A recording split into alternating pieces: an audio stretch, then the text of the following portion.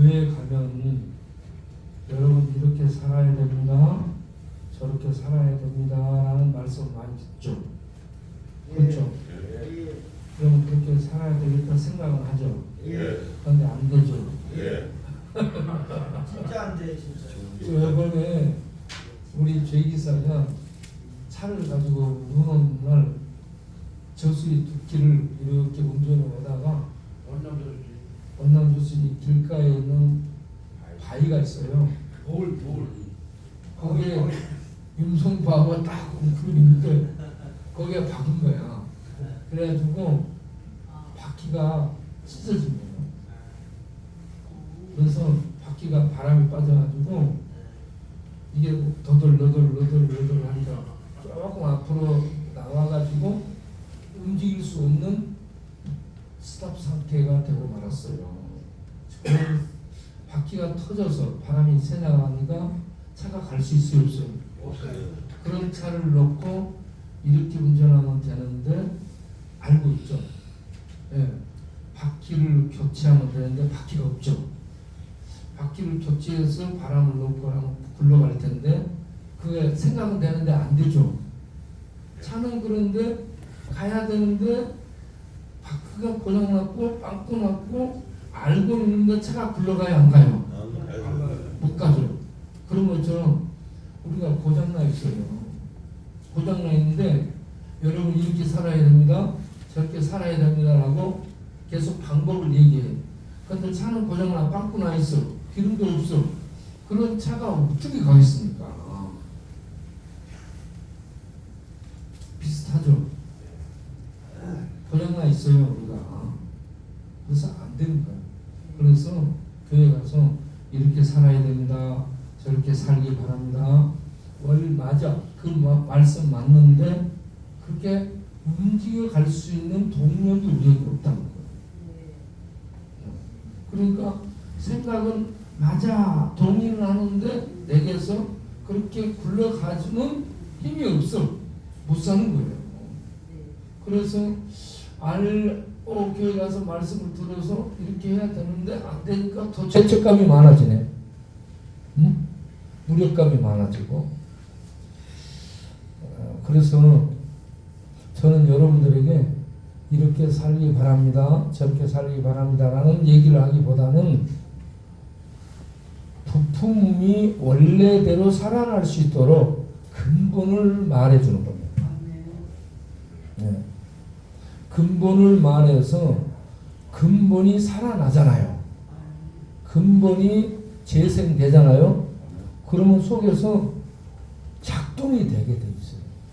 속에서 근본적인 원리가 살아나면 속에서 이렇게 살아야 돼, 저렇게 살아야 돼, 지침을 내리지 않아도 속에서 동력이 살아나가지고 이 생명이 작동이 돼가지고 저절로 하고 찾아가면서 살아갈 수 있도록 만드는 그 일을 하고자 하는 거예요. 네. 그래서 여기에 2박 3일 오게 되면 저는 원리, 근본을 말씀을 많이 합니다. 네. 이렇게 해야 됩니다, 저렇게 해야 됩니다. 이거는 지침을 내리는데 학교 교사들이 많이 해요. 그런데 교사들이 하는데 그 속에서 살아난 생명이 없는데 막 이거 이렇게 살아야 돼, 저렇게 해야 돼. 얘는 어린아이인데 어른한테 막 이렇게 하듯이 해놓은 애가 못하는 거예요. 네. 그래서 살아나 있어야 된다. 생명을 살려야 된다. 네. 창세기 12장을 보게 되면 하나님이 아브라함에게 말씀한 부분이 나옵니다. 창세기 12장 1절부터 누가 4절까지 읽어보세요. 여호와께서 아브라함을 이르시되 너는 너의 고향과 친척과 아버지 배에다 힘주고 숨쉬지 말고 읽어봐봐. 아버지의 집을 떠나 내가 내게 보여줄 땅으로 가라. 내가 너로 그 민족을 이루고 내게 복을 주어 내 이름을 창대케 하리니 너는 복이 될지라. 너를 축복하는 자에게는 내가 복을 내리고 너를 저주하는 자에게는 내가 저주하리니 땅의 모든 족속이 너로 말미암아 복을 얻을 것이라 하신지라. 이에 아브라함이 여호와의 말을 따라가고 룻도 그와 함께 갔으며 아브라함이 하란을 떠날 때에 75세였더라. 아멘. 거기까지. 자, 옆장에서 읽었으니까 옆장에서 한번 누가 읽어보세요. 여호와께서 아브라함에게 이르시되 너는 너의 본토 친척 아비집을 떠나 내가 네게 지시한 땅으로 가라. 지시할 땅으로 가라. 내가 너로 큰 민족을 이루고 네게 복을 주어 네 이름을 창대케 하리니 너는 복의 근원이 될지라. 너를 축복하는 자에게는 내가 복을 내리고 너를 저주하는 자에게는 내가 저주하리니 땅의 모든 족속이 너를 인하여 복을 얻을 것이라 하신지라. 아멘. 그 다음에 4절 이에 아브라함이 여호와의 말씀을 쫓아갔고 롯도 그와 함께 갔으며 아브라함이 하란을 떠날 때에 그 나이 75세였더라. 아멘. 자, 이게 성경 내용을 밟으면 읽었어요. 내용을 읽었는데 내용을 전달하는 말투 그리고 감정 그리고 표정 이게요 그릇과 같은 역할을 해요. 하나님의 말씀은 내용이죠. 아브라함에게 하나님이 말씀하신 건 내용이에요. 내용. 그리고 이 내용을 읽는 전달하는 말투. 읽는 말투고 말투에 감정과 표정이 담겨져 있죠. 이것을 그릇이라고 말합니다. 그릇. 본문은 텍스트를 내용이라고 말합니다. 내용. 이 컵을 가지고 설명하겠어요. 이 컵 외형은 말투와 같은 거예요. 이 안에 담겨지는 액체는 내용이에요. 그리고 이 컵의 모양과 옆에 새겨진 문양, 꽃 이런 것들은 표정, 감정 그리고 예술적 기법 이런 것들을 이 속에 담아놨잖아요. 넣어놨잖아요. 그래서 이 그릇이라는 것이 만들어졌어요. 이 그릇은 내용을 전달하는 도구죠. 내용을 전달하는 도구. 제가 지금 얘기를 하는 말투가 부드럽죠. 그리고 명료하죠. 분명하게 전달이 되고 있죠. 그리고 그 속에 기분 나쁘게 들리는 감정이 섞여지지 않죠. 따뜻하고 온유하고 어떻게 하든지 이 우리 안에 너무 따뜻해요.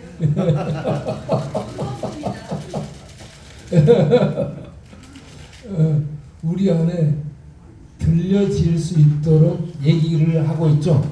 이게 어투거든요. 어투가 그릇이에요. 용기. 그리고 어투의 감정을 아름답게 따뜻하게 담아. 이것이 그릇에 새겨진 문양들이에요. 그래서 우리가 말을 할 때에 글을 읽을 때 이 내용을 그릇이라는 용기에 담아서 이렇게 전달을 할 때 이걸 잘 전달해야 우리에게 잘 들려지게 되는 겁니다. 어린아이가 있잖아요. 여기에 어린아이가 있는데 애를 사랑하는 마음을 갖고 애야 내가 너 사랑해 누구야? 그러면 애가 놀래 기절하죠. 사랑한다는 내용은 맞는데 전달하는 방법이 잘못됐어요. 예, 그릇이 잘못된 거야. 잘못된 그릇에다 전달하는 거예요. 내용 사랑의 먹을 수 있는 좋은 젖을 세수대에다 준 거나 마찬가지야. 안 좋게. 이 젖병에다가 줘야 먹을 수 있잖아요. 그래서 우리가 말을 할 때 첫째 내용이 있어야 됩니다. 둘째 내용을 담는 그릇이 있어야 돼요. 그릇이 말투. 말투가 훈련이 돼야 됩니다. 여러분, 말투 훈련. 그리고 말투 속에 감정, 색깔, 사상, 평강 이런 것들을 넣어서 여기에 전달을 해야 돼요. 그릇이 그냥 그릇만 있으면 보기가 좀 그렇죠. 여기에 꽃 문양도 들어가고 이런저런 색도 넣고 이런 것들이 표정이고 감정이고 색깔입니다. 이런 걸 섞어서 전달을 하는 거예요. 그럴 때에 전달이 되는 겁니다. 우리가 성경을 봐도 하나님이 그냥 전달하지 않고 그 시대 역사적 맥락을 이용합니다. 그 시대의 역사 그리고 그 시대의 문체 문학 기법을 활용합니다. 그러면서 하나님의 신학은 하나님이란 분을 문체 문학을 통해서 역사적 정황 속에서 대중인 우리 독자들에게 하나님을 계시하는 것을 신학이라고 합니다. 그래서 성경을 읽으면 하나님이라는 분이 계시다. 이 분이 인간 역사 속에 오셔서 시간과 공간의 인간 역사 속에 오셔서 인간들이 그 시대에 사용했던 문학적 언어를 동원해 가지고 그 시대의 정치, 경제, 역사적, 시대적 상황을 동원해서 우리들에게 하나님이 이런 뜻을 갖고 계시다라고 계시하는 것. 이걸 신의 계시라고 하는데 이걸 신학이라고 말합니다. 이 신의 계시를 전달받은 인간이 어떻게 전달을 받고 어떤 내용을 전달을 받고 하나님은 그 시대에 그 백성, 그 대중들, 그 시대에 사는 사람들과 어떤 관계를 맺고 있는가 그리고 어떻게 다루시고 있는가 거기에 하나님은 어떻게 하나님 자신을 계시하고 있는가 이런 것들을 살피는 것을 신학이라고 얘기하는 겁니다. 그래서 우리가 성경을 그냥 읽는 게 아니고 성경은 그 시대의 역사적 상황, 정치, 경제, 문화 이런 상황을 담고 있다는 것을 생각하고 거기에서 어떤 특정한 인물을 아브라함 같은 특정한 인물을 불러 그리고 하나님이 그하고 관계를 맺어요. 관계를 맺으면서 그를 통해 하나님을 나타내고 그리고 그 시대에 그 하나님을 알리며 오늘의 우리에게까지 이 기록 문서 책을 성경을 통해서 우리에게 하나님을 알려주는 방법을 택하고 있어요. 그래서 이 성경을 내용으로 삼아서 이걸 전달하는 방법, 말투 전달하고 알릴 때에 우리가 이걸 깊이 숙고한 다음에 잘 소화해서 그릇들을 잘 구워내 가지고 쓸 수 있는 용기로 만들어서 활용하는 것처럼 이걸 읽어서 전달할 때에 이 말투를 잘 만들고 그 속에 감정, 표정, 의미, 색깔들을 아름답게 담아서 전할 수 있도록 노력을 해야 되는 겁니다. 알겠죠? 자, 그래서 제가 창세기 12장 1절부터 4절 한번 읽어볼 테니까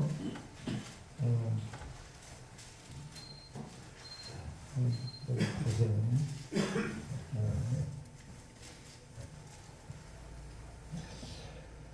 여호와께서 아브라함에게 이르시되 너는 너의 고향과 친척과 아버지의 집을 떠나 내가 내게 보여줄 땅으로 가라. 내가 너로 큰 민족을 이루고 네게 복을 주어 네 이름을 창대하게 하리니 너는 복이 될지라. 너를 축복하는 자에게는 내가 복을 내리고 너를 저주하는 자에게는 내가 저주하리니 땅의 모든 족속이 너로 말미암아 복을 얻을 것이라 하신지라. 이에 아브라함 여호와의 말씀을 따라갔고 롯도 그와 함께 갔으며 아브라함이 하란을 떠날 때에 75세였더라. 아멘. 자, 이렇게 읽어주니까 좀 더 의미가 잘 들어오고 전달이 되죠. 예. 그래서 읽을 때에 이런 것들을 생각해 가지고 읽어 나갈 수 있도록 우리가 훈련을 해야 됩니다. 윤성근 이제는 벌써부터 장은 어떻게 하는 거야? 항상 피곤하지 않기를 바랍니다. 하나님이 새 힘을 주셔서 졸지 않기를 바랍니다. 예. 그래서 하나님이 세상을 만드시고 그의 능력으로 세상을 만드시고 사람을 만들었는데 세상은 하나님의 형상으로 만들지 않고 사람만 하나님의 형상으로 만들었습니다. 따라서 합시다. 사람만 하나님의 형상으로 만들었다. 여러분 사자는 하나님의 형상이 없어요. 코끼리 하나님의 형상이 없습니다. 그러면 하나님의 형상이라는 것이 뭘까? 인간이 하나님의 형상으로 만들어졌다는데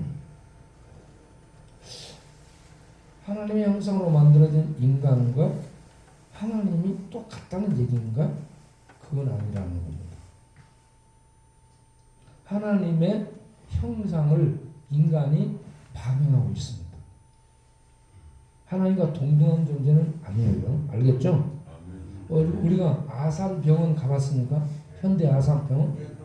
거기 가면은 본관에 현대 아산을 만든 정경씨 형상이 있어요.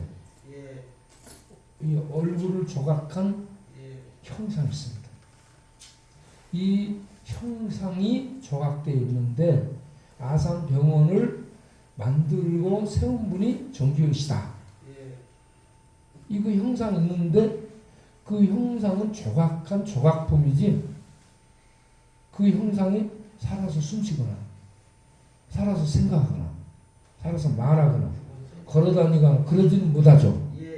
단지 그 형상이 정규영의 형상이 정규영 씨라는 분을 생각하게 하죠.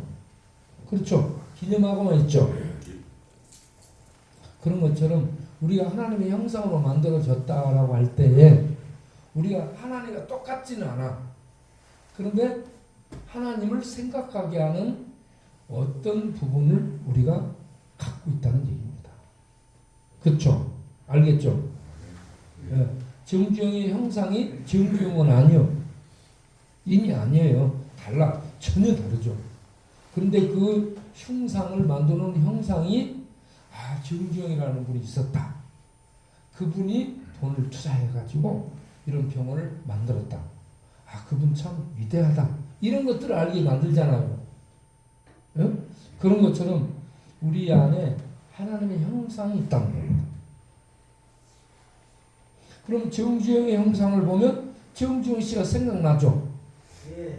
그러면 우리가 하나님의 형상으로 만들어졌으면 우리를 보면 누가 생각나야 돼요? 하나님이 생각나야 되겠죠. 예. 근데 여러분 보면 하나님 생각나 안 나? 하나님보다 돈이 생각나요. 돈. 아니 여러분 보면 하나님이 생각이 나요. 아니 누가 생각나? 하이에나가 생각나고 하이에나가 생각나고 뱀, 독사, 정갈이 생각나고 예? 표범. 그러니까 우리는 하나님의 형상으로 만들어졌는데 하나님의 형상을 잃어버렸다. 안타깝죠. 그렇죠. 하나님의 형상으로 만들어진 영광스러운 존재를 국민학교 교과서에 뭐라고 썼냐? 만물의 영장이라. 인간을 뭐라 했어요? 만물의 영장이라고 얘기했어요. 만물의 영장이라는 것은 짐승과 다르다는 얘기예요. 원숭이하고 다르다는 얘기예요. 그리고 하늘의 별이나 태양이나 바다나 피조 세계하고 다릅니다. 예. 우리가 하나님의 형상으로 지음받았어요. 아멘. 그래서 만물의 으뜸, 만물의 영장이라는 얘기입니다. 아멘. 그런데 우리가 만물의 으뜸이고 만물의 영장이면 최고로 존귀하다는 얘기예요. 그리고 최고로 존귀하다는 얘기인데 최고로 존귀해요. 지금 최고로 쓸모없는 존재가 됐어요. 최고로 존귀해요.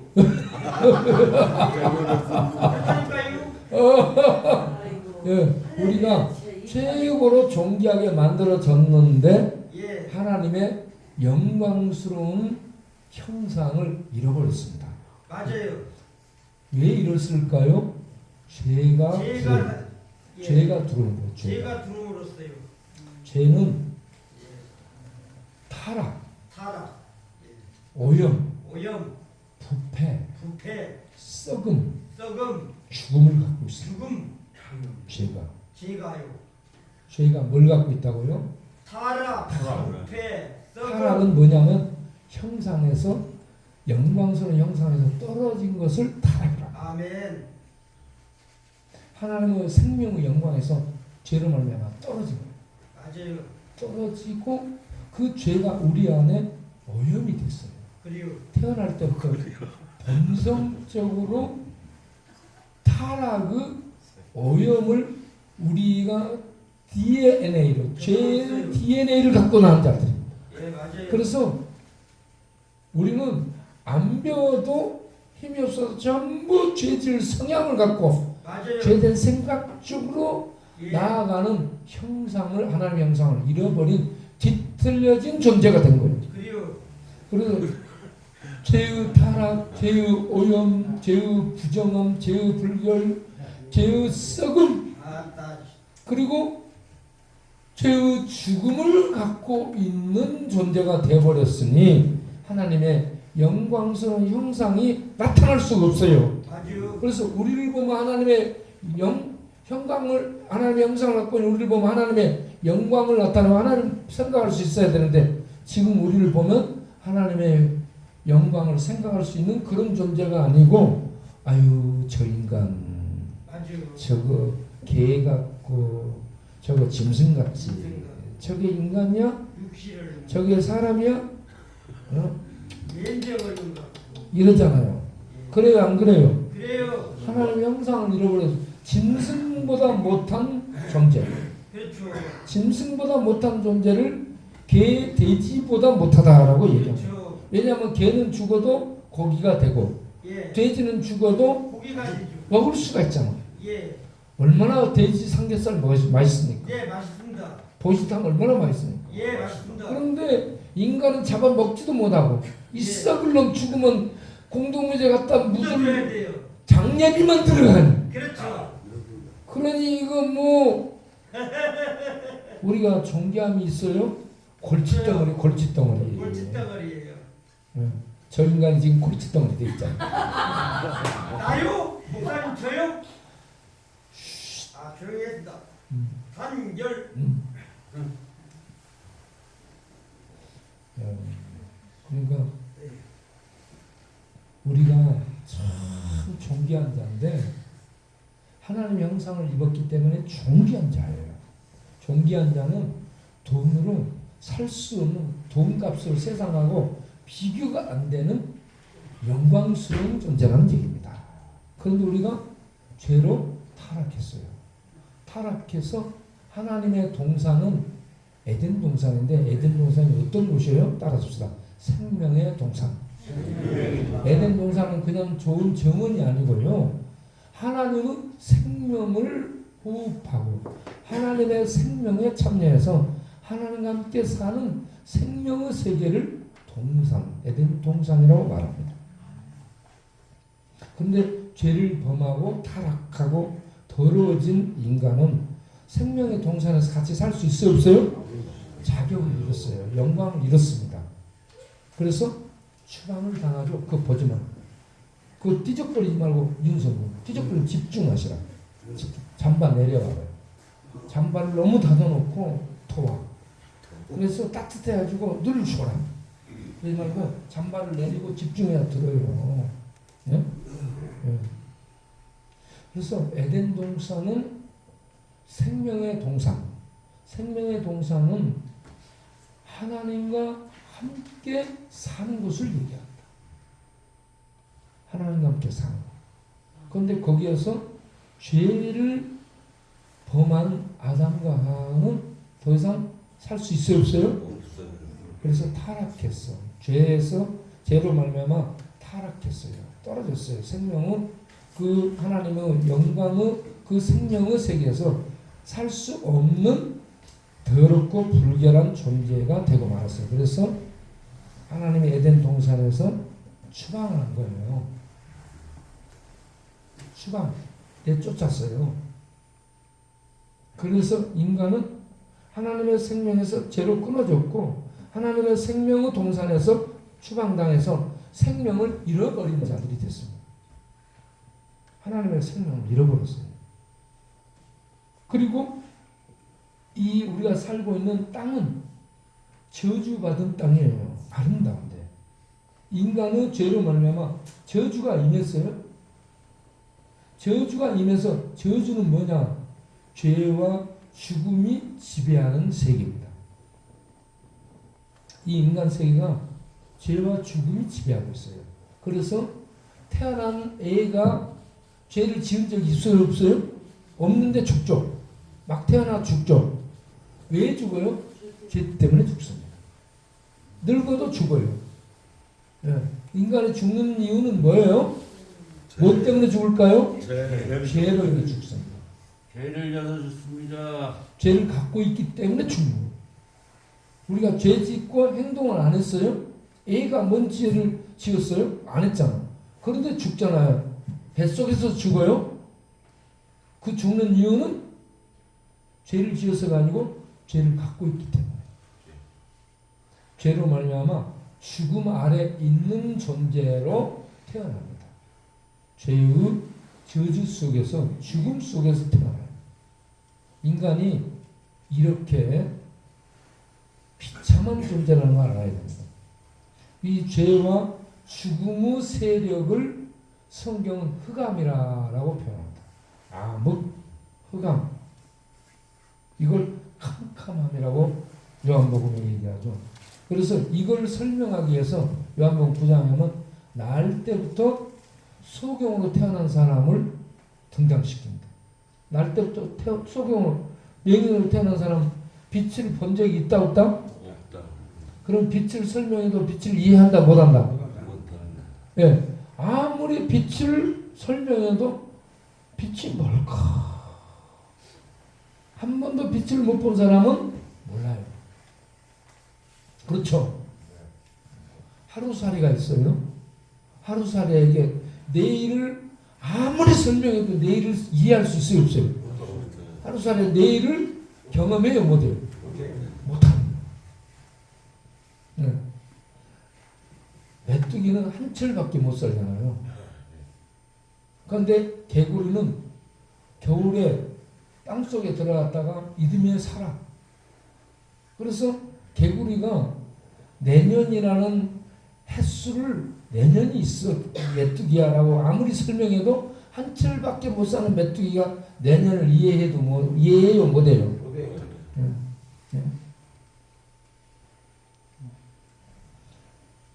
2년만 생각하는 사람은 그년이 온다 그래도 이해를 못하는 거예요. 어떤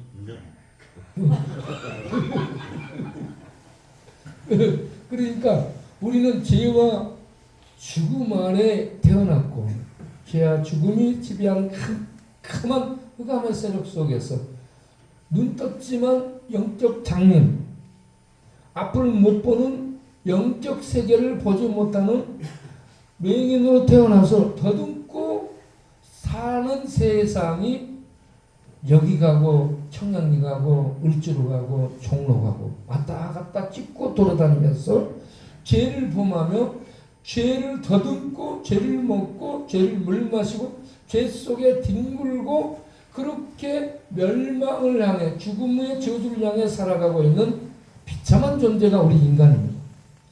그런 것 같죠? 맞죠? 네. 뜬구름 같습니다.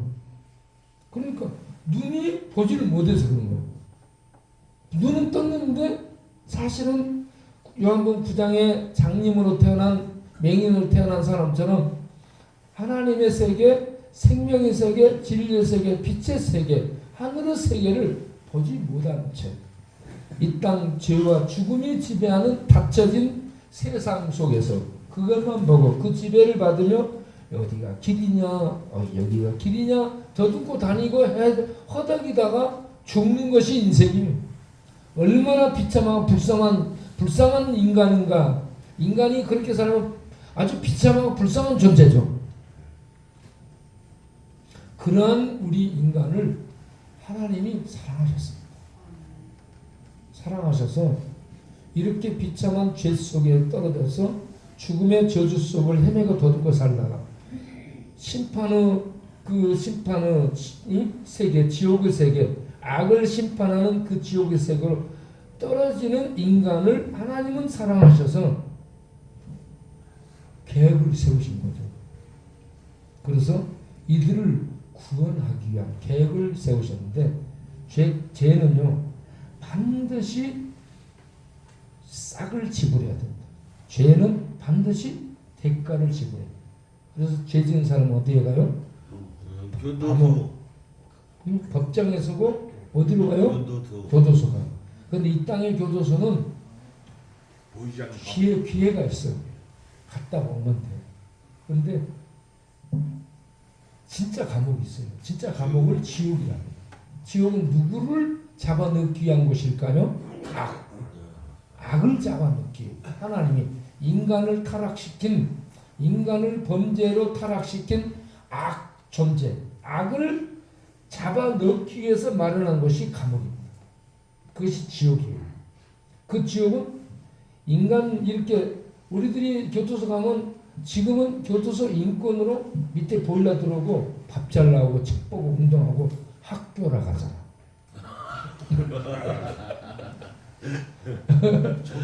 단지 법무부 학교야. 국방대학교도 있어요. 그리고 문교부 학교도 있고. 그런데 여기 지옥은 학교가 아니고 형벌을 받는 곳입니다. 형벌의 세계. 불타는 곳입니다. 나올 수가 없는 곳이에요.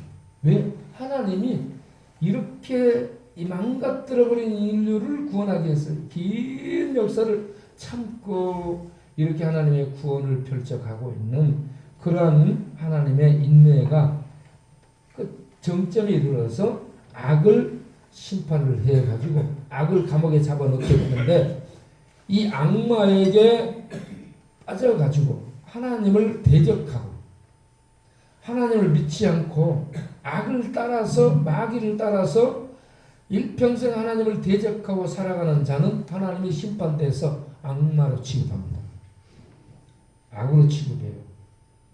그래서 그들은 악마가 던져지는 지옥에 똑같이 던져지는 겁니다. 그러면 이렇게 악마가 가는 지옥을 마련해 놨는데 하나님이 악한가? 하나님은 선하신 하나님이시고 하나님은 공의로우신 분입니다. 그러면서 인간이 죄와 저주 아래 태어나는데 일생 동안 사는 동안에 하나님의 사랑을 받고 하나님의 사랑을 보낸 구원자 예수를 믿어서 자기를 구원할 수 있는 기회를 일평생 주는 거예요. 그래서 예수를 믿으면 그가 선하게 살고 착하게 살아서 구원시키는 게 아니고 예수를 믿은 그 은혜를 통해서 구원을 받겠다고 언약을 하나님이 인간에게 체결한 거예요. 언약. 그래서 창세기를 읽으면 아브라함에게 하나님이 아브라함을 불러. 그 앞에는 노아가 있어요. 노아 시대에는 하나님이 심판합니다. 그리고 바벨탑도 심판해요. 그리고 이런 이 심판받을 인류 가운데서 하나님의 백성을 부르는데 그 최초로 부름받은 사람이 아브라함이에요. 그래서 아브라함을 불러서 아브라함에게 약속을 주죠. 아브라함아, 너는 내가 지시할 땅으로 가라. 그 땅을 나중에 가나안 땅이라고 말하며 그 가나안 땅을 젖과 꿀이 흐르는 땅이라고 표현합니다. 젖은 뭐예요? 생명의 세계입니다. 생명이 있어요. 꿀은 행복을 의미합니다. 그래서 생명이 있는 행복한 세계가 가나안 땅이에요. 가나안 땅은 우리가 있는 이 땅에 있는 가나안을 말하면서 그 땅을 넘어서서 하나님 나라를 의미하고 있습니다. 이 정주영의 형상이 정주영이라는 인물을 나타내는 것처럼 가나안이라는 땅의 그 약속된 그 땅은 그 땅이 의미하고 있는 실제적인 내용은 하나님 나라입니다. 알겠죠? 이러한 비유를 은유법이라고 합니다. 실제는 아닌데 실제는 아닌 비슷한 것을 또는 다른 것을 놓고 진짜 내용을 설명하는 겁니다. 하나님은 이런 방식을 택합니다. 그래서 아브라함을 하나님이 인류 역사 속에서 불러요. 아브라함이 의롭거나 그런 것이 아니에요. 아브라함은 갈대아 우르라는 동네에서 우상을 만들어서 우상 팔아 먹고 사는 아버지 밑에서 자란 사람이에요. 그러니까 우상이 만연한 그런 나라에서 태어났어요. 우상 숭배하는 그런 문화 속에 살고 있는 아브라함을 하나님이 부른 거예요.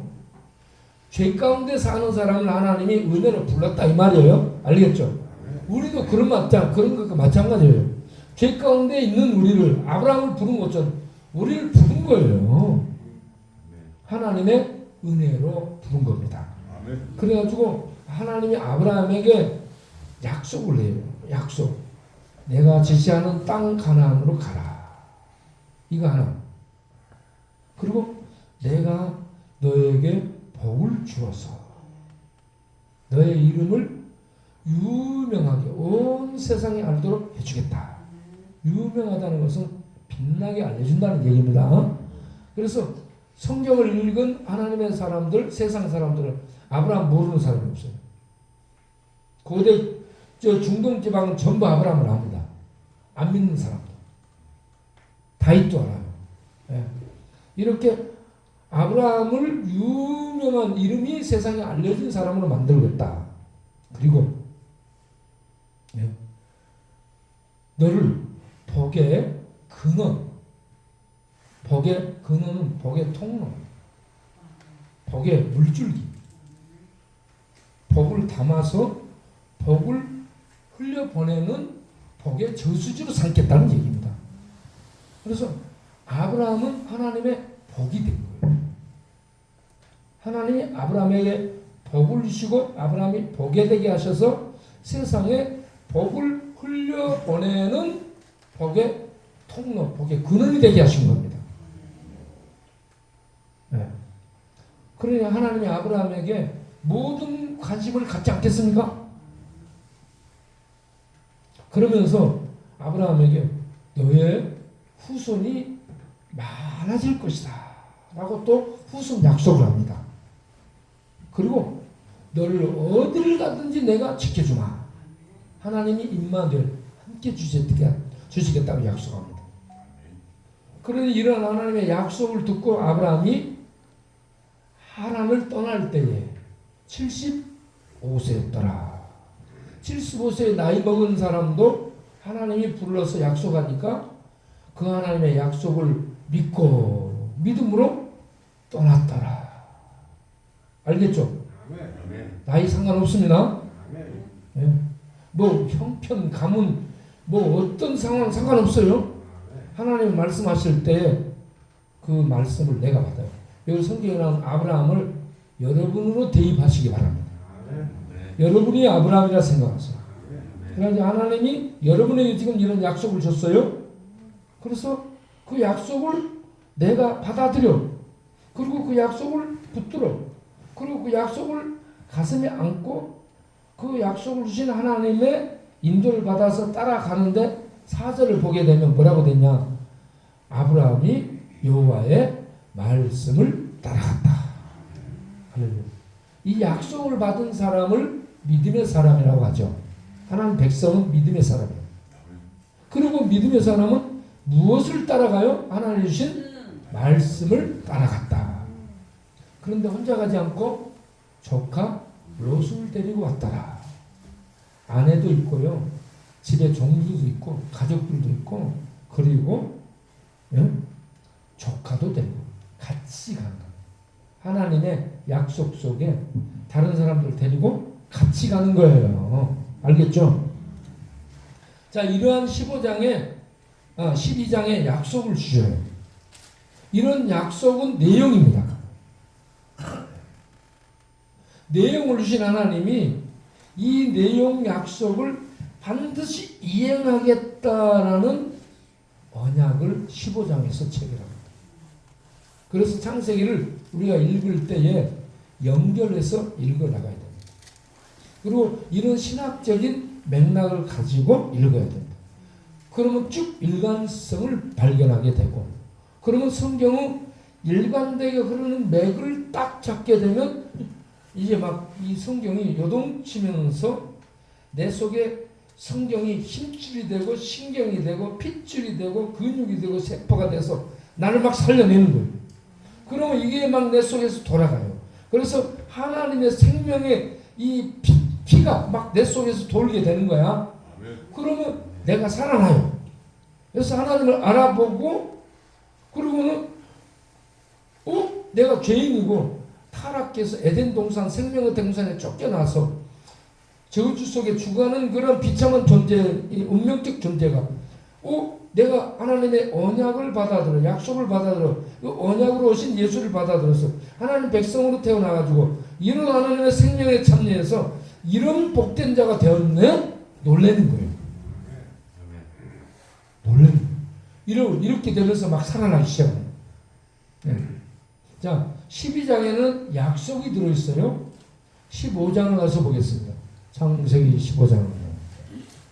언약을 보겠습니다. 언약을 이해해야 돼요. 창세기 15장.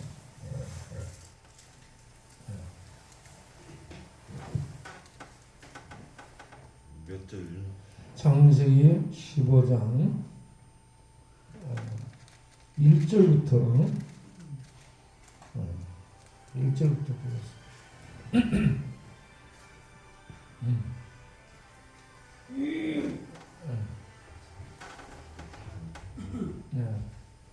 여기 들어올 때는 컴퓨터를 꺼놓고 들어오세요. 핸드폰을. 창세기 15장을 읽어보겠습니다. 제가 읽어볼게요. 이후에 이제 한참 지난 후에 여호와의 말씀이 환상 중에, 환상은 비몽사몽, 현재 이렇게 눈뜨고 있는데 지금 의식을 갖고 있는 중에 비몽사몽 중에 나타나는 현상, 환상이랍니다. 하나님이 그렇게 계시하셨어요. 환상 중에 아브라함에게 임하여 이르시되 아브라함아 두려워하지 말라. 아브라함이 두려워하고 있습니다. 그런데 두려워하지 말라. 왜 그러냐? 내가 너의 방패다. 하나님이 군사요 군대요 방패라는 얘기입니다. 힘이라는 얘기입니다. 그리고 너의 지극 큰 상이라. 네? 내가 너의 상이라. 하나님 자신을 준다는 얘기입니다. 알겠죠? 여러분 문상 복권 뭐 몇백억 이런 거 받는 것이 아니라 하나님 자신을 상으로 준다는 얘기입니다. 얼마나 큰 상입니까? 하나님이 방패라는 말은 하나님이 군대가 돼서 지켜준다는 얘기입니다. 하나님보다 센 자 있어 없어요?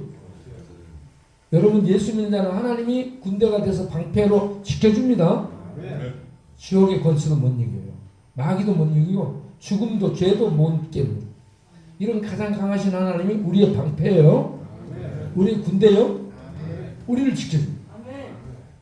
그리고 하나님이 우리의 상이요. 하나님을 우리의 상으로 자신을 주는 거예요.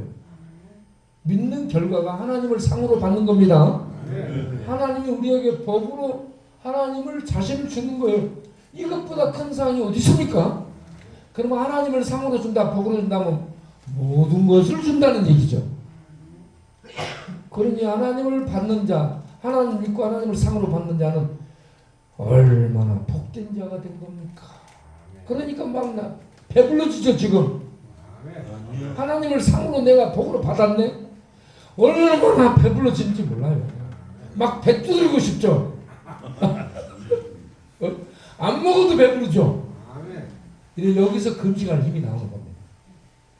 예. 안 먹어도 배부른 거예요.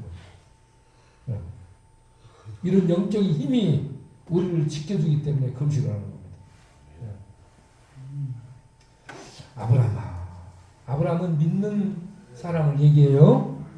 그러니까 여러분이 지금 믿는 사람이죠. 뭐라고 얘기해요? 정맹서가 너는 두려워 말라. 내가 너를 지켜줄 것이고 내가 너의 방패로 지켜줄 것이고 내가 너의 가장 큰 상으로 너에게 나를 줄 것이다. 이런 얘기입니다. 이해되죠? 그렇게 성경을 읽어야 돼요. 그냥 막 이거 문자로만 읽으면 의미를 모른 채 백독을 했다. 내용을 모르면 까막눈이에요. 그런데 일독을 했다. 그래도 내용을 알고 있잖아요. 그러면 읽은 거예요. 네. 내가 지금 설명해 주니까 여러분 그 문자 너머의 의미가 읽어지죠. 그렇게 읽어져야 돼요. 방패다 이 말은 내가 지켜준다 이 말이에요. 가장 강한 내가 너를 지켜준다. 그러니까 두려워 말라. 네? 여러분 두려워하지 마시기 바랍니다. 사자가 덤벼도 두려워하지 마시기 바랍니다. 네? 죽음이 덤벼와도 두려워하지 마십시오. 죽음은 우리 육신을 죽이지만 영혼을 죽이지 못합니다. 우리를 책임지는 분이 우리의 영혼을 주님 동산으로 안전하게 인도해 줍니다. 그래서 죽음이 와서 으르렁거려 우리의 목을 물어서 죽여라. 그래도 우리를 죽이지 못합니다. 그래서 두려워하지 마시기 바랍니다. 그래서 예수 믿는 자는 죽음에서도 자유예요. 하나님의 심판에서도 아들 예수님이 심판을 받았기 때문에 우리는 풀려나니 자유예요. 그러니 얼마나 기쁜가요? 뭐 이 기쁨, 이 자유, 이 감격을 뭐라고 주체할 수 없으니까 할렐루야! 이렇게 하는 겁니다. 이때 터져나오는 찬송이 할렐루야예요. 네. 우리는 이렇게 알고 할렐루야 그러는데 우리가 할렐루야 하면 세상 사람은 모르니까 놀렐래야.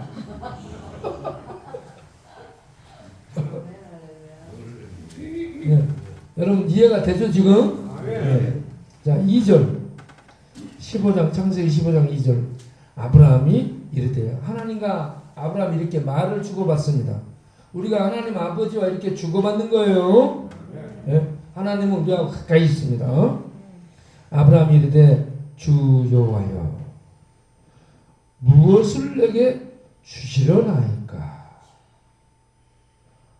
나는 자식이 없사오니. 자식을 갖고 싶은 인간의 마음이죠. 지금 아브라함이 75세에 떠나갔고 지금 한참이 지났는데 아직도 자식이 없어요. 나는 자식이 없사오니 나의 상속자 내 뒤를 이을 자는 이 다메섹 사람, 자기 집에서 일하고 있는 다메섹 사람 엘리에셀이 내 뒤를 이어 상속자로 살 것입니다. 이런 식으로 얘기를 하는 인간적인 얘기죠. 네. 고대 근동은 상속자가 있어야 됩니다. 후계자. 가문의 대를 이을 후계자가 있어야 되는데 상속자가 아들이어야 됩니다. 그런데 하나님이 아브라함의 부인이 누구요? 사라, 박사라요. 그런데 애가 없어요. 사라가 애가 없으니까 강아지를 데리고 다녀요. 근데 아브라함이 애가 없으니까 아브라함은 강아지 대신에 자기 집에서 일하는 일꾼 다메섹 출신 엘리에셀을 자기의 상속자 삼겠다라고 하나님께 얘기하는 자기 의견이에요. 자기 생각을 말하는 거예요 지금. 네, 그러니까 하나님이 이제 말하죠. 3절에 설명합니다. 아브라함이 또 이르되 주께서, 이제 아브라함이 참다가 화가 나 있어요 지금. 네? 아브라함이 이르되 주께서 내게 씨를 상속자를 주지 아니하셨으니 후사를 주지 아니하셨으니 내 집에서 기른 자가 내 상속자 내 후계자가 될 것입니다 라고 하나님께 얘기하니까 4절에 하나님이 말씀합니다. 여호와의 말씀이 그에게 아브라함에게 임하여 이르시되, 하나님이 아브라함에게 말한 거예요. 이제 그 사람은 내 상속자가 아니라 그 사람은 내 상속자가 될 수 없다. 그러면서 반드시 내 몸에서 날 자가 내 상속자가 되리라. 그러면 사라가 애를 낳게 되겠다는 얘기입니다. 네? 사라를 애 낳게 만들겠다는 얘기예요. 이 속에 하나님의 의지가 들어있죠. 네. 그러면서 반드시 네 아내 사라가 너에게 아들을 낳아줄 것이다 라는 이런 약속을 하면서 5절 보세요. 아브라함을 이끌고 밖으로 나가 이르시되 아브라함아 하늘을 우러러 봐라. 하늘의 무별을 셀 수 있나 봐라. 그러니까 아브라함이 어떻게 별을 셀 수 있어요? 그러죠. 그러니까 하나님이 아브라함에게 이르시되 내 자손이 이렇게 많게 되리라. 아브라함의 후손이 하늘의 별처럼 많게 되리라고 약속을 하죠. 그런데 아직 아브라함에게는 아들 하나 없어요. 그러니까 아들 하나 없는데 밤하늘의 별을 보면서 네 후손들이 이렇게 많아질 것이라고 이런 허황된 약속을 하니 아브라함이 에이 하나님 나는 아들도 없는데 지금 무슨 말씀하십니까? 이렇게 했어요? 아니면 하나님 그 약속을 믿겠습니다 라고 했어요. 믿겠습니다. 네. 그러니까 이걸 나중에 바울이 뭐라고 하냐, 아브라함이 바랄 수 없는 중에 바라고 믿었으니 이것을 그의 믿음으로 받은 거예요. 믿음은 뭐예요? 따라합시다. 바랄 수 없는 중에 바라고 볼 수 없는 것을 보며 믿는 것을 믿음이라. 여러분 하나님 보여요 안 보여요? 안 보이죠. 그런데 하나님 계셔요 안 계셔요? 계시죠. 그래서 우리는 하나님 계시는데 안 보여요. 안 보이는데 계셔. 그래서 그 안 보이지만 계신 하나님을 믿는 것을 믿음이라. 하나님이 말씀하셨어요. 아브라함에게. 자식 한 명 없는데 너의 후손이 하늘의 별처럼 많게 되리라. 바닷가의 모래처럼 많게 되리라. 아니 이러고 허황된 얘기를 하는데 이걸 믿어? 우리는 인간적으로 믿을 수 없는데 하나님이 그렇게 하시겠다고 말씀하시니까 믿는 것을 믿음이라고. 하나님 말씀하셨다면 나중에 반드시 그렇게 하실 것입니다. 그렇기 때문에 믿는 거예요. 그럼 이걸 예수께로 연결해가지고 예수님 믿는 자를 구원한다라고 하나님이 약속하셨죠. 그런데 구원이 보여 안 보여요 여러분? 구원받아 지금 하나님 나라에 가 있는 것도 아니요. 구원도 안 보여. 만들지도 않아. 구원의 증표도 없어. 그런데 구원받았다라고 말하죠. 그래서 허황돼 보이죠. 아브라함이 아직 자식 하나 없는데 너의 후손 아들의 별처럼 많게 되리라고 약속했죠. 허황돼 보이죠. 그런데 이걸 믿었잖아요. 왜 예수 믿으면 구원받는다라고 허황된 것 같은데 믿었죠. 그러면 그 믿음대로 하나님이 행하십니다. 그래서 하나님이에요. 네. 그래서 이 언약을 알아야 됩니다. 지금 우리는 이 약속의 내용을 보고 있는 겁니다. 약속의 내용. 네. 하나님이 아브라함에게 좀 더 진행된 약속을 보여줘. 너의 씨를 상속자로 삼겠다. 너에게 반드시 씨가 태어난다. 그리고 너의 후손이 하늘의 별처럼 많아진다. 내가 반드시 그렇게 하겠다. 이걸 믿을 수 있겠느냐? 그러니까 아브라함이 믿었어요. 그랬더니 이것을 의롭다 여겼어요. 하나님을 믿으면 의롭게 되는 겁니다. 네. 하나님을 믿으면, 하나님의 약속을 믿으면 의롭게 되는 거예요. 그래서 예수를 믿으면 의롭게 됩니다. 그걸 구원이라고 말하는 겁니다. 우리가 예수 믿고 율법 잘 지키고 또 하나님 말씀대로 잘 살아야 구원이 되는 거 아니고 예수 믿는 그 믿음을 보고 구원을 주는 거예요. 알겠죠?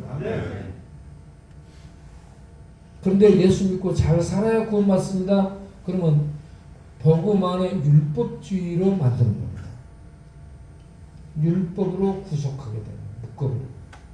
예수 믿고 나면 저절로 속에서요 하나님 말씀 따라 잘 살려고 하는 생명이 발동돼 가지고요 하나님을 알아보고 하나님 말씀 따라 살아가려고 노력하고 잘못 살면 회개하게 됩니다. 본인이 회개해요.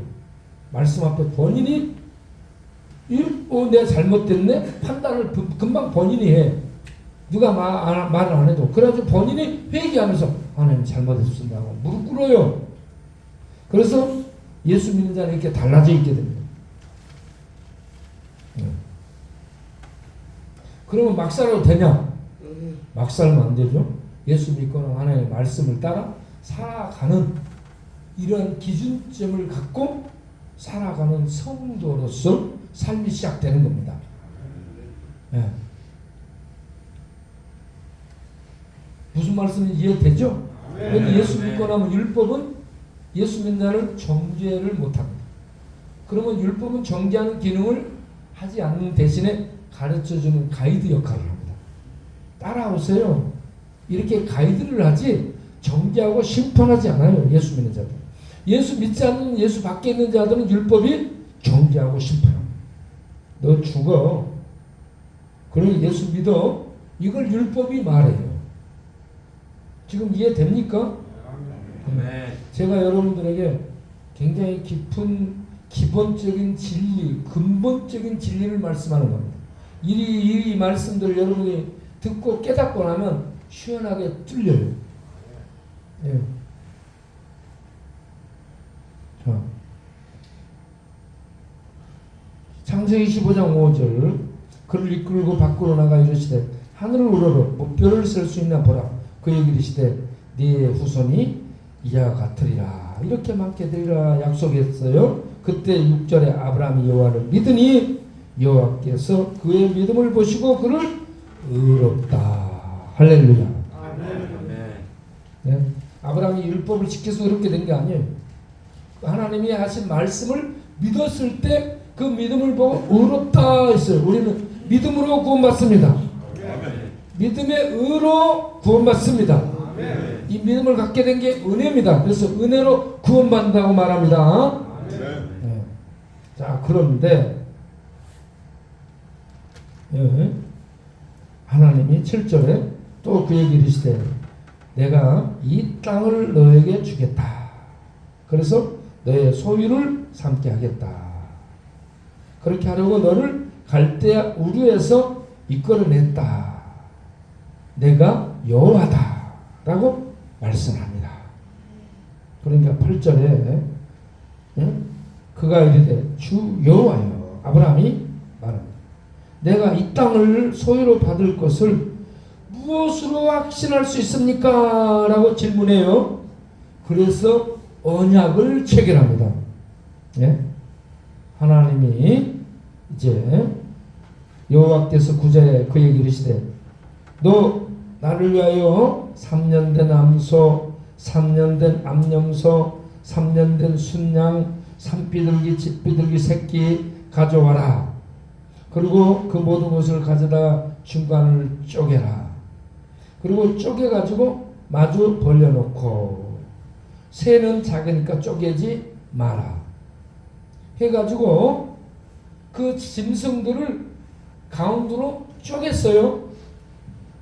짐승들을 쫙 쪼개가지고 양쪽으로 짐승들을 이렇게 벌려놨어요. 고대 의식이 이렇게 행해지는 겁니다.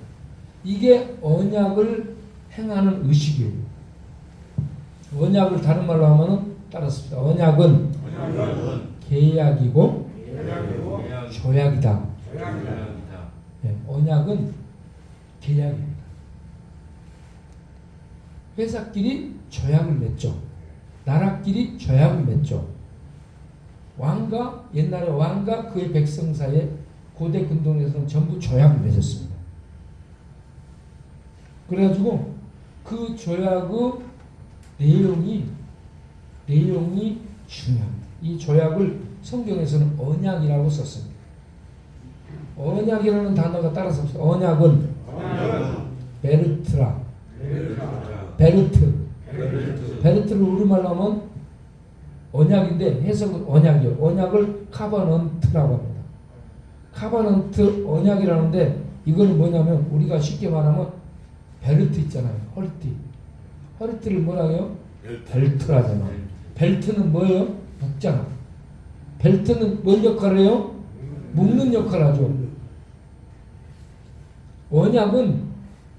언약을 맺는 분과 언약을 맺는 상대방과 묶어주는 벨트 역할을 합니다. 알겠죠? 언약을 쉽게 그냥 이해되죠? 언약은 벨트 해보겠어요. 벨트는 우리말로 벨트를 생각하면 돼요. 벨트는 묶는다. 언약의 당사자와 그 같이 하는 당사자를 묶는 거예요. 조약을 체결한 자를 묶는 거예요. 거기에는 언약의 주가 되는 분이 있어요. 왕입니다. 아브라함에게 언약을 맺은 주가 왕인데 하나님입니다. 그 하나님이 언약을 맺을 때는 언약을 체결하는 자가 누군가가 명시됩니다. 언약을 체결하는 분이 주 하나님이에요. 주 하나님이 언약의 당사자가 아브라함하고 체결하지만 아브라함과 아브라함의 별처럼 많은 후손과 같이 엮어서 언약을 맺은 겁니다. 알겠죠? 아브라함과 언약을 맺은 것은 아브라함은 별처럼 많은 후손이 아브라함과 맺은 언약 속에 들어가는데 그 별처럼 많은 후손 중에 우리가 포함됩니다. 알겠습니까? 그러니까 아브라함의 언약을 맺는 별처럼 많은 후손 중에 후대에 태어나는 우리까지 담겨진 채로 아브라함에게 하나님이 언약을 맺은 거예요. 그래서 예수 믿는 자는 아브라함의 언약 백성이 되는 겁니다. 그러면 이 아브라함과 언약을 맺은 분이 누구예요? 여호와 하나님이에요. 여호와 하나님이 아브라함에게 언약을 맺으면서 언약의 핵심이 뭐냐 따라서 나는 너희의 하나님이 되고 너희는 나의 백성이 되리라. 다시 한번. 나는 너희의 하나님이 되고 너희는 나의 백성이 되리라. 한 번 더. 나는 너희의 하나님이 되고 너희는 나의 백성이 되리라. 이게 언약의 내용입니다. 내용 중요해요. 이 내용 담는 것 굉장히 중요해요. 그리고 내용을 담는 형태가 죄악입니다. 언약을 통해서 이 형태를 담는데 언약의 당사자가 하나님입니다. 그리고 아브라함의 후손이 언약의 당사자로 묶어지는 것을 베르트라고 합니다. 베르트. 네. 그러면서 그 언약 속에 언약은 내 당사자가 나오고 언약의 내용이 기록되고 거기에 언약 백성이 지켜야 될 법도 하나님이 그 백성을 통치할 법을 거기에 선포합니다. 이게 이제 출애굽기에서 아브라함의 백성을 애굽에서 이끌어낸 다음 시내산으로 인도해서 시내산에서 하나님이 국가적인 언약을 체결합니다. 거기에서 내용이 나는 너희의 하나님이 되고 너희는 나의 백성이 되리라. 나는 애굽에서 너희를 이끌어낸 여호와라. 언약을 맺은 당사자가 누군지를 딱 선포해요. 그리고 언약의 내용 나는 하나님이 되고 너희는 나의 백성이 되리라. 내용을 선포해요. 그리고 언약 백성이 된 너희가 나의 통치를 받아 살아야 될 법도를 선포하노라. 그 선포한 법도가 십계명으로 그 백성들에게 주어집니다. 그 십계명이 뭐예요? 나 외에 다른 신 내게 두지 말라. 그 위에 뭐라고 먼저 하냐면 나는 너희를 애굽 땅 종되었던 곳에서 인도하였는 여호와라. 하나님이 자기를 명시합니다. 그리고 그 백성들이 지켜야 될 법도를 쭉 나열하는데 나 외에 다른 신을 내게 두지 말라. 너는 하늘에 있는 것이나 땅에 있는 것이나 땅 안에 물속에 있는 어떤 형상도 만들지 말고 그것들 앞에 절하지 말라. 내 이름을 망령되게 부르지 마라. 안식일을 기억하여 거룩히 지키라. 하나님에 대한 계명을 법령으로 딱 선포합니다. 하나님 백성이 지켜야 될 법이에요. 이거. 알겠습니까? 네. 네. 그럼 여기에서 중요한 거 하나. 망령되이 부르지 말라라는 의미가 뭐예요? 쓸데없이. 네. 우리가 이제 그렇게 이제 생각을 해요. 그런데 이 의미는 더 깊습니다. 그것도 포함돼요. 포함되는데 이것보다 더 깊은 게 뭐냐?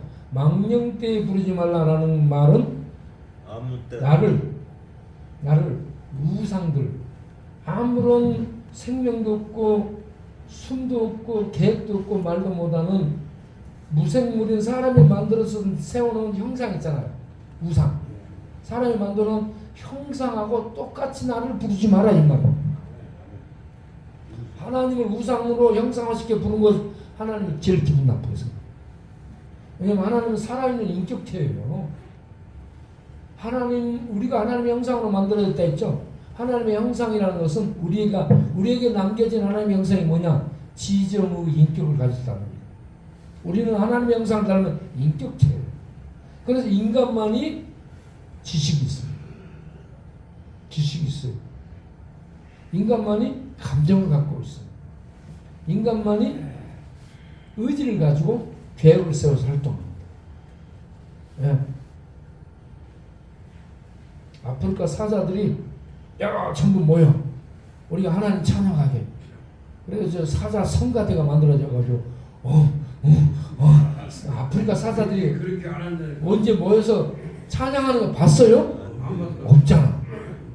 인간만 그걸 합니다. 인간만 모여서. 그래서 인간만 지정의 인격을 가진 하나님의 형상을 갖고 있는 존재입니다. 지금 인간이 아주 타락해서 뒤틀려졌지만 인간 속에 이런 하나님의 형상이 아직 남아있어요. 네. 그런데 하나님의 영광은 잃어버렸습니다. 그래서 인간을 보면 하이나가 보이죠. 뱀독사 정갈이 보이죠.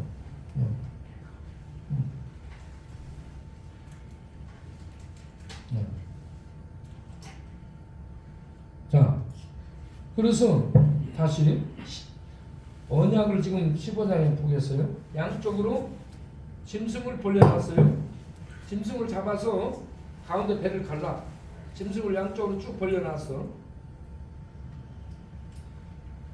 이게 언약의 조개를 체결 방식이에요. 그리고 언약의 당사자가 같이 서. 여기 당사자가 같이 서가지고 그 가운데로 지나갑니다. 그 가운데로 지나고 나와서 조약 문서가 있어요. 조약 문서에 둘이 도장을 찍어야 돼요. 그리고 선포하는 겁니다. 그러면 언약이 체결돼 가지고 언약의 내용대로 지켜져야 돼요.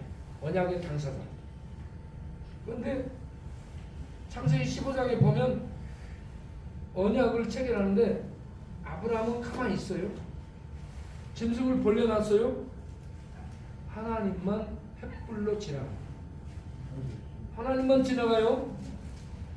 자, 보세요. 창세기 15장. 창세기 15장 17절을 보겠습니다. 해가 져서 어두울 때 연기나는 화로가 보이며 불타는 화로가 보이며 타는 횃불이 불타는 횃불이 쪼갠 고기 사이로 지나더라. 하나님의 형상이 이렇게 지난 거예요. 하나님의 형상이 불타는 불로 나타나서 쪼갠 고기 사이로 지나갔어요. 그리고 나서 18절 그날에 여호와께서 아브람과 더불어 언약을 세워 이르시되 하나님이 언약을 세웠다라고 선포를 하는 거예요. 네. 하나님이 혼자 지나간 거예요. 횃불이. 아브라함 지나갔어요? 안 지나갔어요? 안 지나갔어요. 하나님 혼자 지나갔죠. 언약을 체결하신 분이 하나님입니다. 이 속에 중요한 의미가 있어요. 우리 인간은 언약을 받아도 언약을 못 지켜요. 우리 인간은 언약을 못 지키는 거예요. 그런데 하나님은 지킬 수 있어요. 그래서 하나님만이 지나가는 거예요. 이 언약의 의미가 뭐냐? 고기를 쪼갰다는 것은 여러분 뭔 의미인지 아세요? 고기를 쪼갰다는 것은 언약을 이행하지 않으면 고기가 쪼개지듯이 언약의 당사자가 쪼개져서 죽는다는 것을 의미합니다. 굉장히 두렵죠. 언약이 이렇게 엄중합니다. 그런데 그 언약을 아브라함에게 하나님이 체결하면서 아브라함은 놔두고 하나님만 혼자 지나가. 그럼 뭔 말이냐? 하나님 혼자 언약을 이행하겠다. 할렐루야. 그래서 하나님이 인간에게 언약을 맺은 것, 조약을 체결한 것은 하나님의 은혜입니다. 우리는 자격이 안 됩니다. 벌써 자격이 안 되기 때문에 우리가 못 지킨다는 알기 때문에 하나님 혼자 언약을 이행하기로 지나갑니다. 그래서 언약은 은혜 언약입니다. 하나님이 이 언약을 아브라함에게 이 체결하시고 이 언약대로 이행을 하셔서 하나님이 언약을 이행하시기 위해서 언약을 지키지 않은 아브라함의 후손 이스라엘 백성은 죄값을 감당하기 위해서 하나님이 언약대로 쪼개지는 죽음의 십자가에 나가죠. 그래서 언약을 짊어지고 언약의 저주 속에 하나님이 들어가 언약을 이행하지 않은 저주를 받을 그 백성을 위해 하나님이 언약의 저주를 당신이 받고 대신 짊어지고 그 언약의 저주 심판 속에 나아가 하나님이 죽는 건데 아들을 죽이자. 하나님의 아들을 죽임으로 언약의 저주를 당신이 받아들이면서 그 연약한 하나님 백성은 살려주잖아. 살게 해주는 이게 하나님의 언약입니다. 네. 은혜의 언약입니다. 제가 지금 하는 말이 이해가 되세요? 네. 네.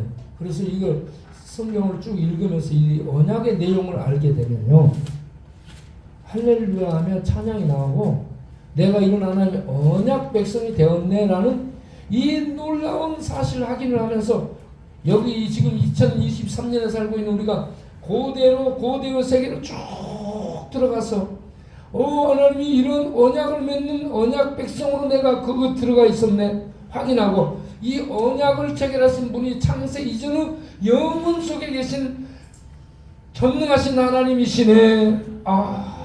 이런 걸 알고 나면 할렐루야 찬양이 나오고 하나님 앞에 무릎 꿇어주고 하나님께 영광을 돌리고 살아야 되겠다는 마음이 들고 하나님 말씀을 듣고 따라서 살아야 되겠다는 이런 마음이 생겨나는 거예요. 그렇죠. 그러면 이렇게 살아라 저렇게 살아라 말 안 해도 저절로 속에서 살고자 하는 이런 마음이 하나님을 따라 살고자 하는 마음이 속에 생기는 거예요. 이게 근본이 살아나게 되면 차가 바퀴에 바람을 이렇게 차 바퀴를 거쳐갖고 다시 바람을 넣어서 다 거쳐놓고 나면 저절로 갈 수 있게 되잖아. 고장난 거 아무리 가야지 생각해도 안 돼. 원리를 다시 이식시켜서 고쳐놓고 나면 살아가. 그냥 살아나서 살아갈 수 있는 이 힘이 생기고 어떻게 살아가야 된다는 이런 삶의 방식들이 정해지는 거예요. 그러니까 이 창세기 언약 내용 여러분 이걸 제가 예배 시간에 말하려면 시간이 길어가지고 말을 못하잖아요. 그래서 지금 여기에서 언약의 내용을 얘기합니다. 하나님이 맨 처음에 갈대아 우리에 살고 있는 아브라함이 범죄인으로 살고 있는 거예요. 우상 숭배하며. 거기 있는 아브라함이 의롭거나 바르거나 그런 거 없습니다. 그런 아브라함을 하나님이 지명하여 불러요. 우리들을 그렇게 지명하여 부르는 거예요. 죄 가운데 있는 우리를. 그래가지고 약속을 줘. 약속. 내가 지시할 땅으로 가라. 땅 약속을 줍니다. 내가 너를 복이 되게 하겠다. 복에 대한 약속을 줍니다. 내 후손을 많게 해주겠다. 후손에 대한 약속을 줍니다. 그리고 내가 너와 함께 하겠다. 너를 저주하면 내가 저주하고 너를 축복하면 축복하고 너와 함께 하겠다라고 약속을 합니다.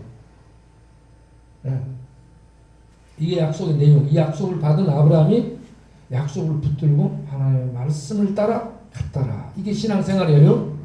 그런데 이 약속을 주신 하나님이 약속 내용을 붙들고 가는 아브라함에게 언약을 체결하더라. 언약은 뭐다? 조약이에요. 계약. 뭐요? 내가 너에게 약속한 내용을 조약을 체결해서 반드시 이행하겠다. 할렐루야. 이게 언약입니다.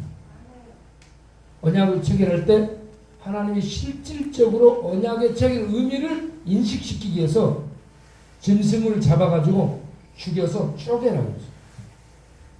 반틈으로 갈라요. 짐승을 반틈으로 갈라서 양쪽에다 벌려놔. 짐승을. 그래놓고 언약의 당사자가 고대 근동에서는 두 당사자가 지나가고 나와서 조약 문서에 도장 찍고 그걸 서로 반포하고 이걸 서로 지키기로 조약했습니다. 약조했습니다. 국가 간의 조약을 체결하고 이걸 안 지키면 너 이 짐승 찢어진 짐승처럼 죽어야 돼. 죽이겠다는 거예요. 이런 어마어마한 약조를 하나님이 아브라함과 맺어요. 그리고 하나님이 혼자 맺고는 그리고 조약을 체결했다. 언약을 체결했다. 그래서 그 백성으로 하나님이 쳐서 의로운 백성으로 계속 역사를 이끌어가. 그런 다음에 아브라함의 백성이 애굽으로 가서 애굽에서 430동 종사를 하고 그런 중에 하나님이 모세를 통해 불러내 가지고 시내산으로 이끌어서 시내산에서 하나님이 공식적인 언약을 체결합니다. 공식적인 언약을 체결할 때 나는 너희를 이끌어낸 여호와다. 언약을 체결하는 하나님 누군가 선포합니다. 그 다음에 언약의 내용 너희는 나의 백성이 되고 나는 너의 하나님이 돼서 너희를 책임지겠다. 할렐루야. 책임지겠다. 책임.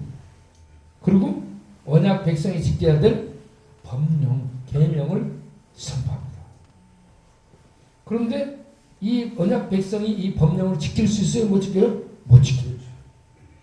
못 지키는 언약의 당사자가 죽어야 돼요. 못 지키는 언약을 못 지키는 당사자가 죽어야 돼. 이스라엘 백성이 언약의 저주를 받아 죽어야 돼. 짐승처럼. 근데 이스라엘이 죽어버리면 끝나거든요. 인간은 죽으면 끝나고. 그래서 하나님이 인간을 대신해서 언약의 책임을 지고 언약 백성이 언약을 어겨서 죄를 범해서 심판을 받게 되는 그 심판을 언약의 당사자인 하나님이 대신 짊어지는 겁니다. 알겠죠? 이렇게 하나님이 언약을 혼자 이행을 했죠. 이행을 해서 언약의 저주를 짊어지고 어디에서 하나님이 죽어요? 십자가에서 죽습니다. 공개적으로 언약의 저주를 당신이 짊어지는 거예요. 공개적으로.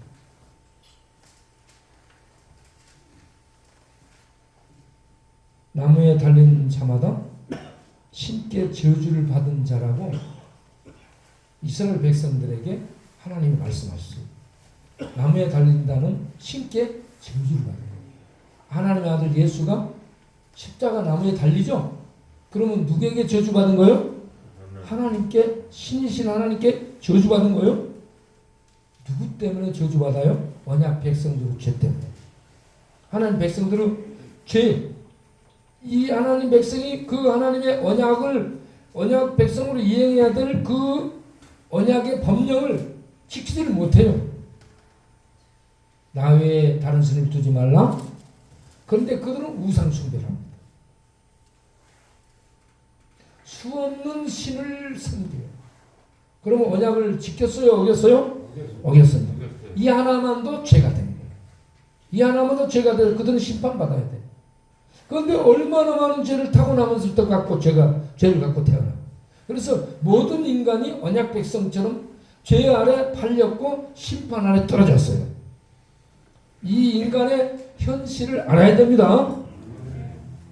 그런 인간을 대신해서 언약 백성을 대신해서 하나님의 아들이 언약의 저주가 돼가지고 십자가에 공개 처형을 당하는데 이게 신의 저주를 받는 거예요. 그래서 거기서 하나님의 아들 예수가 어떻게 고백해요? 엘리 엘리 라마 사박다니. 어떻게 말해요? 나의 하나님 엘리 엘리 나의 하나님 어찌하여 나를 버리시나이까. 저주를 받고 심판대에서 떨어지는 인간은 전부 이런 고백을 하게 돼 있어요. 신이시여 저주하나이까. 내가 저주가에 떨어지다. 이런 저주 가운데 떨어지면서 지옥 불구덩이로 던져지게 되는데, 우리가 그렇게 저주 불구덩이로 던져져야 되는데 대신 누구를 하나님이 저주시켜요? 하나님의 아들 예수를 언약의 저주 가운데 벌받게 제물로 내어줘서 우리의 모든 죄의 저주를 아들에게 짊어지고 뒤집어 씌워서 아들을 심판해서 지옥으로 던지고 이 아들을 믿는 자는 죄가 지옥으로 처리된 것으로 그렇게 쳐주는 거예요. 그래서 우리의 죄가 예수를 통해 제거되는 거예요. 우리가 잘 살아서 죄가 없어지는 거 아니고 예수님이 짊어져서 저주를 받고 지옥으로 떨어짐으로 우리의 죄가 저주 가운데 심판받아 없어지게 된 거예요. 이런 죄를 이 저주 가운데 떨어져서 우리의 죄값을 끝내버린 예수를 저주를 끝내고 심판을 끝낸 하나님이 다시 살리셨잖아. 죽어도 다시 사는 하나님의 생명이 있다는 것을 보여준 거잖아요. 그래서 예수는 우리의 죄의 저주, 언약의 저주를 받고 십자가 저주 속에 공개처형당해 지옥으로 던져진 거예요. 끝난 거예요, 우리의 죄가. 알겠습니까? 이 예수를 믿으면 우리의 죄는 지옥의 불구덩이에 던져져 있어요. 없어진 거예요. 예수와 함께 지옥의 불구덩이에 던져진 거예요. 그래서 죄가 없어진 겁니다. 예수 믿는 자는 죄가 예수로 말미암아 없어짐을 믿으시기 바랍니다. 네? 그래서 자유를 얻어야 돼. 우리는 자유를 얻은 죄가 없어진 하나님의 백성으로 거듭난 겁니다. 다시 태어나는 백성이에요. 하나님의 형상을 해보고 있고 이 땅에서 하나님의 자녀는 가장 존귀한 자입니다. 내가 이렇게 하나님의 형상을 회복한 자요 예수 믿는 하나님의 자녀가 된 가장 존귀한 자가 됐다는 것을 가져야 됩니다. 내가 하나님의 백성 가장 존귀한 자가 됐다는 이 인식을 갖는 것을 정체성을 갖다라고 말합니다. 정체성이라는 말은 뭐냐? 여기 이 친구 이름이 정체성이에요.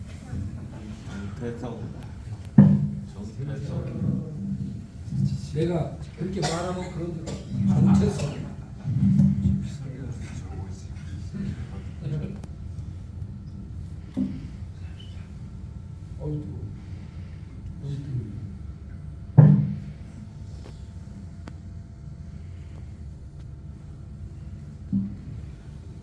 그래서 우리가 예수 믿는 사람은요, 돈도 학벌도 학력도 세상의 어떤 감투 장차관 뭐 판검사 고시패스 이런 것을 하나님 보지 않고 하나님 앞에 서면 하나님이 야 너 판검사 했냐?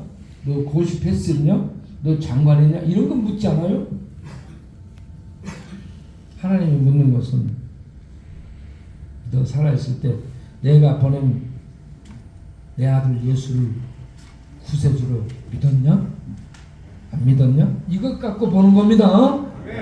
그러면 하나님 보낸 아들 예수를 구세주 그리스도로 믿은 자는 구세주 예수께서 심판받아 지옥으로 던져졌기 때문에 죄가 지옥으로 이미 던져 끝났던 거예요. 끝났어요. 그래서 죄가 없어진 거예요. 심판을 벗어나게 되는 거예요. 이러한 정체성을 가지고 나는 하나님의 자녀로 죄와 죽음의 저주에서 벗어난 자유인이 됐다는 것. 이런 정체성을 갖길 바랍니다.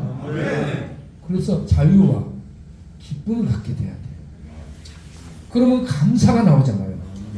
이런 놀라운 축복을 얻은 내 자신이 됐다는 걸 생각하면 이런 복을 주신 하나님께 감사가 나오고 하나님께 예배 드려야 되지 않겠는가 이런 마음이 생기죠. 그래서 예배 들어 오세요. 예배 들어 갑시다. 그래서 끌고 와야 예배 들어오는 거야. 아니면 이런 은혜를 받은 자라는 걸 알고 나니까 내 저절로 예배 들어 가야 되겠네 이런 마음이 들죠. 그래서 예배 들어오는 신자가 되는 거예요. 오용한 정말로 우리가 예배 들어 오세요 하고 끌고 와야 오는 게 아니라 이런 은혜를 받은 자가 됐으니 내가 하나님의 자녀가 됐구나. 내가 죄사함을 예수로 받았구나. 예수님이 부활하신 그 생명을 다시 갖게 되었구나. 이 놀라운 축복을 값없이 받았네. 예수 믿어 받았네. 이 놀라운 은혜를 주신 하나님께 예배 드리러 가야 되겠다. 예배를 통해 하나님을 영광스럽게 드려야 되겠다. 이 마음이 들지 않아요? 들어요. 네. 네. 그래서 예수를 알고 나면 예배 드리러 오세요라는 말 안 해도 예배를 드리러 오는 거예요. 그래요. 네.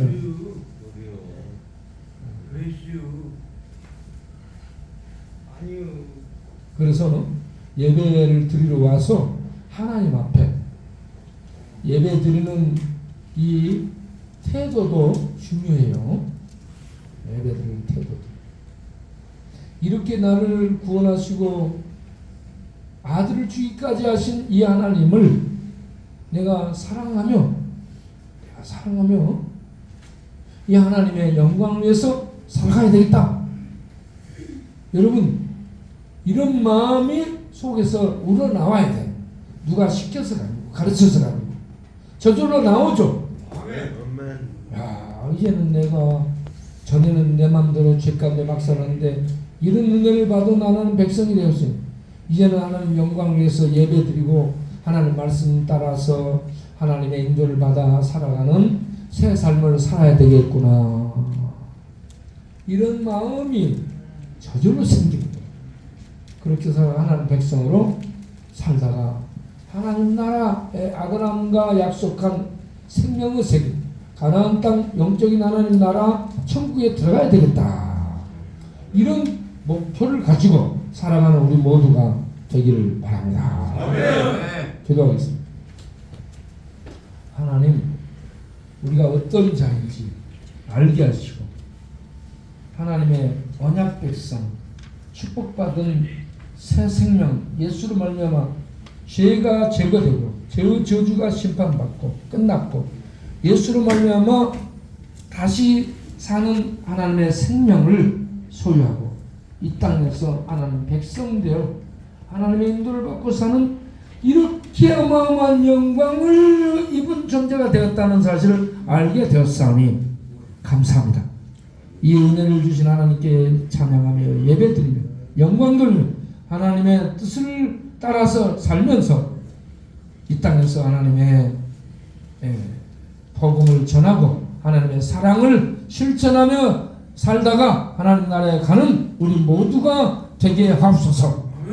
그렇게 삶으로 중독은 저절로 손이 없이 끊어져 버리고 없어져 버리게 될 줄 믿습니다. 그러한 새로 나는 백성들로 살아가는 우리 모두 되게 하옵소서. 예수님의 이름으로 기도합니다. 아멘.